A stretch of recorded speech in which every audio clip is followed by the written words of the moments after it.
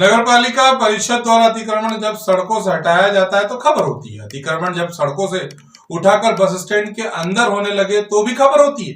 परंतु जब सरकारी बैनरों से देश पर मर मिटने वाले और अपने प्राणों की आहुति देने वाले जाबाजों के चौराहों पर मूर्ति को ही बैनरों से ढक दिया जाए और अतिक्रमण कर दिया जाए तो ये खबरों की भी खबर होती है। ये खबर आपको 3 हिस्सों में हम दिखाते हैं। कल 5 घंटे तक चली अतिक्रमण हटाने की कार्रवाई में चली जेसीबी। नगर पालिका ने हटाया ओवरब्रिज के नीचे से अतिक्रमण। अशोकनगर में नगर पालिका प्रशासन द्वारा शनिवार को ओवरब्रिज, कोलुआ रोड, नवीन बस स्टैंड क्षेत्र आदि में अमले के साथ पहुंचकर अतिक्रमण हटाने की कार्रवाई की गई। इस दौरान दर्जनों दुकानों के आगे लगे टीन शेड को जेसीबी से तोड़ दिया गया। कार्रवाई के दौरान नगर पालिका सीएमओ प्रियंका सी एवं देहात थाना प्रभारी रोहित दुबे सहित नगर पालिका और पुलिस का अमला मौजूद था। कार्रवाई शनिवार की सुबह 11 बजे से शुरू हुई जो देर शाम तक चली। नगर पालिका की ओर से कहा गया है कि अतिक्रमण हटाने के लिए नोटिस जारी किए गए थे। सीएमओ प्रियंका सी ने बताया कि 2 दिन पहले मैं खुद दुकानदारों से अतिक्रमण हटाने को बोलकर आई थी, लेकिन अतिक्रमण नहीं हटाया गया, इस कारण कार्रवाई करनी पड़ी। इस दौरान करीब 125 दुकानों के आगे से अतिक्रमण हटा दिया गया। रिलायंस पेट्रोल पंप के सामने नगर पालिका की दुकानों में दुकान संचालित करने वालों ने भी काफ़ी आगे तक टीन शेड लगा रखा था। साथ ही दुकानों के आगे भी काफ़ी सामान रखा हुआ था। इनमें से टीन शेड को जेसीबी से तोड़ दिया गया, जबकि सामान को हटाने के लिए समय दिया गया है, क्योंकि जितना सामान है उसे दुकान में रखना संभव नहीं था। अतिक्रमण हटाने के दौरान नगर पालिका की कार्रवाई पर सवालिया निशान भी लगे। हम लोगों ने 2 दिन पूर्व आके मैं स्वयं आई थी और सभी लोगों को सूचित किया था कि आप लोग अपना ये जो पूरा दुकान के बाहर अतिक्रमण किया हुआ है उसे हटा लें। लेकिन आज जब सुबह 10 बजे कार्रवाई के लिए हम लोग यहाँ पे आए तब किसी के द्वारा हटाया नहीं गया था। तब भी हमने इनको 2 घंटे का समय दिया हुआ है, उसमें भी इन्होंने नहीं हटाया, तो अब जेसीबी से कार्रवाई की जाए। बाहर से हटे अतिक्रमण बस स्टैंड के यात्री प्रतीक्षालय पहुंचे। अशोकनगर में नए बस स्टैंड पर नगर पालिका द्वारा अतिक्रमण को हटाया गया है, जिसमें दुकानों के बाहर के शेड पर रखा सामान हटाने की कार्रवाई की गई।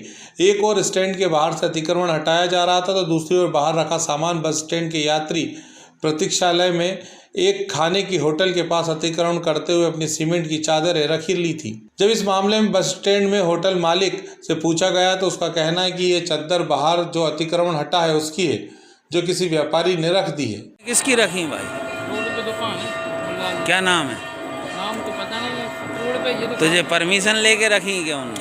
पता नहीं है उनका। वहीं दूसरी ओर दौलत प्रताप के अनुसार ये सारा यात्री प्रतीक्षालय का है, जिसमें बाहर का अतिक्रमण अंदर आता जा रहा है। तो नगर पालिका या उसका मतलब जो है अतिक्रमण हटाया गया है नगर पालिका के द्वारा।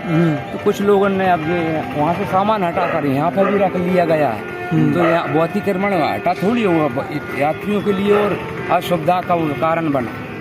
यदि बस स्टैंड के अंदर के अतिक्रमण को देखें तो कहने को तो ये बस स्टैंड है, पर इसे ट्रक स्टैंड भी कह सकते हैं, क्योंकि यहाँ पर ट्रक ज़्यादा खड़े मिलते हैं। आप खुद सोचिए कि बाहर तो अतिक्रमण हटा दिया जाता है, पर बस स्टैंड के अंदर हो रहे अतिक्रमण की जिम्मेदारी किसकी बनती है। अब ये तो थी नगर पालिका द्वारा हटाए जाने वाले अतिक्रमण की खबर।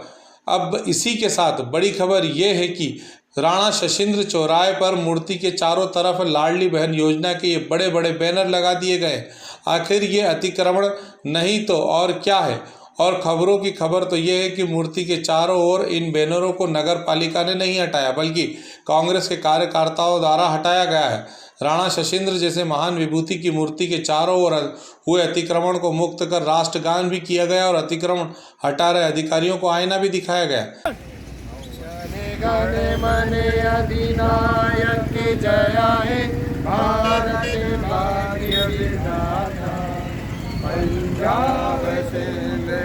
ग्रामीण भारत टीवी के लिए अशोकनगर से सुनील तनेजा की रिपोर्ट।